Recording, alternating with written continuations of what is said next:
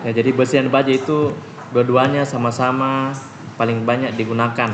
Ya, termasuk juga aluminium dan tita juga sama-sama digunakan pengaplikasiannya. Nah, mulai didapat dan memang jumlah bahannya di bumi itu yaitu besi, baja itu banyak. Nah, makanya banyak digunakan.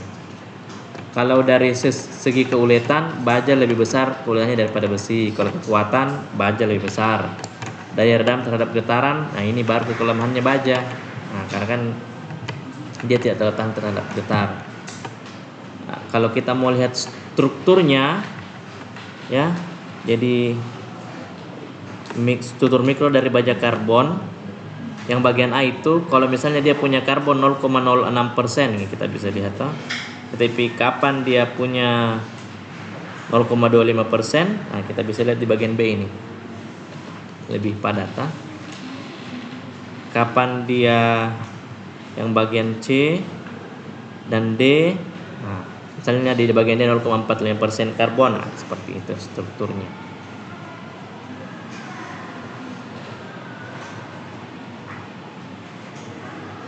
Baja, nah, produk campuran besi dengan karbon. Kenapa ditambah tadi karbon?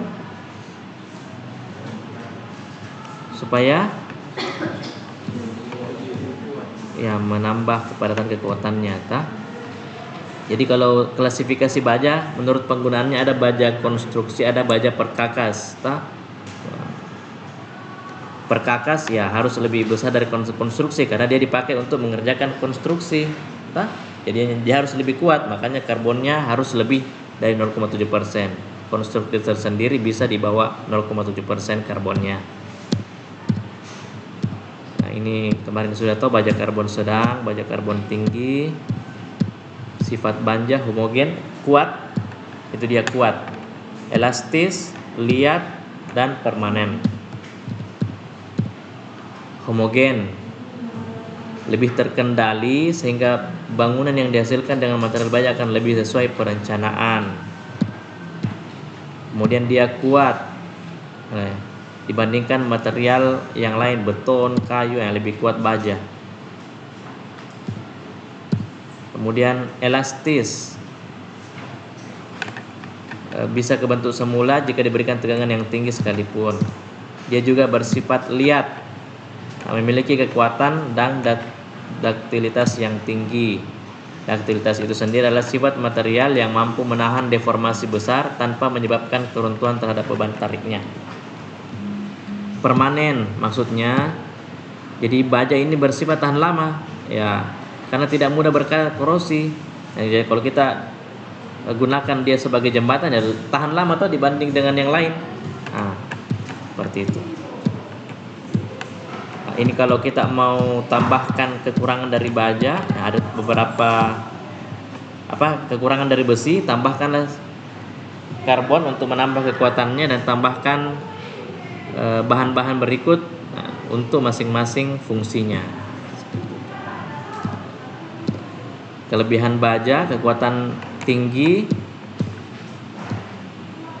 struktur baja bisa didaur ulang, artinya berarti bisa dilelehkan kemudian dibentuk kembali.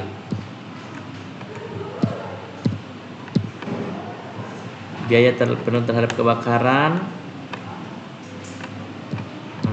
tadi sudah fatik, keruntuhan getas, ya, bisa didesain menggunakan struktur baja bangunan industri. Nah, ini sipil ya. Ada baja karbon rendah bentuk plat. Ini banyak digunakan. Nah, dalam penggunaan utamanya itu kadang di roll panas, di roll dingin. Seperti itu ya.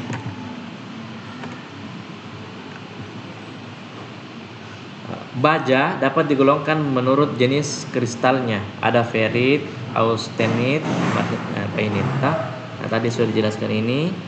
Kalau ferit pada temperatur kamar dalam keseimbangan dapat diproses menjadi berbagai struktur dengan jalan perlakuan panas. Ferit mempunyai sel satuan kubus pusat badan. Berarti kita bisa bayangkan kubus pusat badan, berarti ada di tengahnya itu kubus dulu, baru ada di tengahnya satu, Kalau austenit Berarti kalau dia dikristalisasi, dia akan membentuk face centered cubic. Berarti di masing-masing sisinya ada satu, toh. Jadi ada 6 sisi, ada 6 berarti itu. Ada martensite. Nah, dia body centered tetragonal. Kalau bainite, nah berarti sama antara martensite dengan ferrite. Nah, seperti itu. Pemilihan baja yang akan dipakai sebagai bahan konstruksi adalah kekuatan dan keuletan yang memadai. Nah, tapi pada umumnya apabila kekuatan ditingkatkan, keuletan menurun sehingga kekuatan yang berlebihan akan menyebabkan kerusakan pada saat benturan.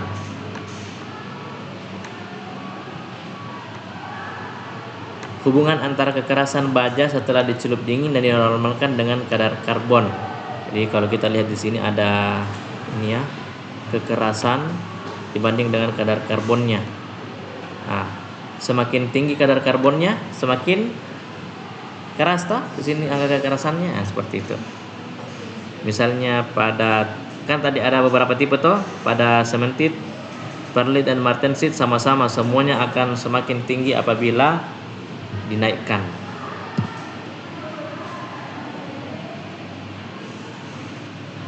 Nah, tadi ini unsur CO bisa menurunkan laju pendinginan, unsur Mn, Cr, Mo, Ni, Si, dia bisa memperbaiki mampu keras yang lebih baik. Ti, V, Zr, W, dan U penambahan yang berlebihan menurunkan mampu keras, dan unsur B penambahan yang sedikit sangat memperbaiki mampu kerasnya. Nah, apalagi yang perlu ditambahkan?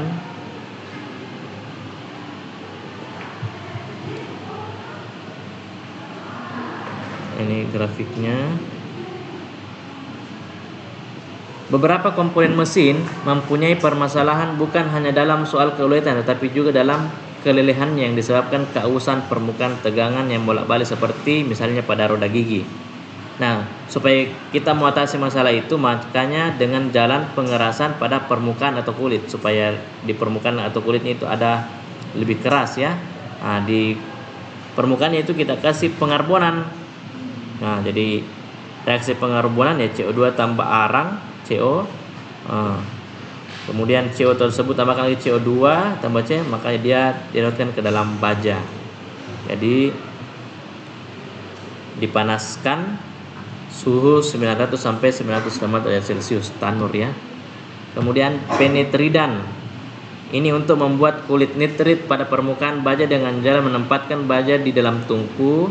Kemudian ini penetridan artinya ditambahkan amonia ya, baru dipanaskan kira-kira 500 derajat Celcius hingga bereaksi. Nitrit, amonia kan ada NH atau ada N-nya di situ. Kemudian pengerasan frekuensi tinggi dan pengerasan nyala api. Ya, bila ditempatkan dalam lilitan dialiri arus frekuensi tinggi, dengan demikian permukaan baja terpanaskan, kemudian baja dicelup dingin. Nah, baja tahan karat.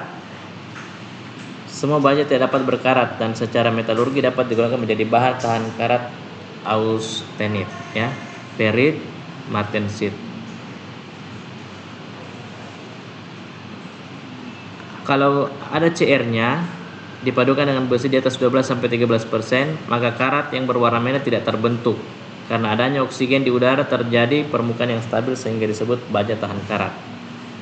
Kalau baja mengandung lebih dari 17% CR, ini kan tadi 12-13. Kalau lebih dari 17%, terbentuk suatu lapisan yang stabil.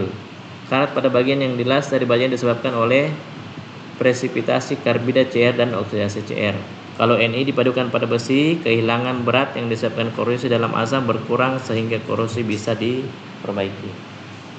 Ya, jadi baja tahan karat ini baja paduan yang memanfaatkan keefektivitas sifat dari CR, Ni, nah, bisa juga FeCr, FeCrNi, kedua-duanya bisa. Nah, ini tadi ferrite, austenite. Ya, contoh produknya ya kita bisa lihat tuh banyak diaplikasikan, kuda-kuda, atap lebar, kemudian atap besar seperti ini, jembatan timbang, ya bangunan yang tidak mau ada tiang di tengahnya di sini toh, ya pakai baja.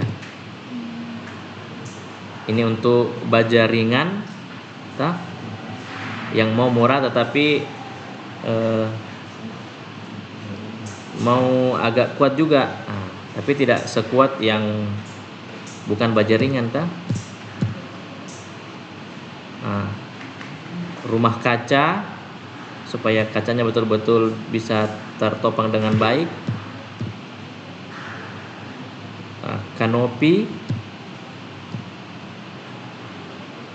Nah, contoh aplikasinya misal dalam rumah tangga kan tadi lemari, kanopi, ya kenapa gunakan baja, kenapa bukan aluminium atau besi? Ya bukan kenapa bukan, tetapi ketiga-tiganya bisa. Jadi kalau mau buat kanopi terserah. Kita mau dari baja bisa, mau dari besi bisa, mau dari aluminium juga bisa, mau dari baja ringan juga bisa, tergantung berapa budget tak. Kalau kita mau yang misalnya ini kan, kalau ini kayak baja ringan misalnya toh, dia kan murah, tahan karat, tetapi kan ya kalau angin kencang, kalau sedikit baja ringannya otomatis bisa ini toh. Dibanding besi agak mahal tetapi mudah berkarat. Aluminium ya tidak berkarat tetapi tidak sekuat baja. Jadi masing-masing ada kelebihan kekurangannya. Jadi semuanya bisa diaplikasikan. Terserah kita bagaimana, kita maunya bagaimana, kita berada di daerah yang apa, bagaimana kondisi keuangan dan bagaimana kita memilihnya. Jadi semuanya bisa diaplikasikan. Bisa dipakai partisi dinding biasa dipakai untuk partisi yang ini baru dikasih ini apa lagi namanya, gipsum. Pakai sebagai pagar, jembatan. Nah, ini yang paling penting ini. Coba kalau tidak kuat ya bagaimana caranya? Mobil trek jatuh sungai apa semua, pakai aluminium. Satu kali jika naik mobil trek berapa ton itu langsung kapan jatuh. Ya kecuali misalnya aluminiumnya terlalu padat. Aluminium terlalu padat berarti biayanya juga tinggi. Jadi mending pakai baja. Eiffel itu baja. Rangka baja atap dan gudang. Biasa itu kita mau ada bangunan tapi tidak terganggu dengan tiang-tiang seperti itu kalau tiang-tiang ini kan besi dia pakai makanya dibungkus beton, makanya banyak tiangnya. Kalau baja bisa jarak berapa meter baru ada itu tiangnya, saking kuatnya dia gedung olahraga, ya masa orang main bola di tengah-tengahnya ada tiang begitu. Misalnya mau tertutup kan, sementara main bola ada tiang di tengah, ada tiang lagi, masa begitu. Ya pakai baja supaya betul-betul tidak ada tiang di tengah lapangan gitu Kalau yang betul-betul mau tertutup full,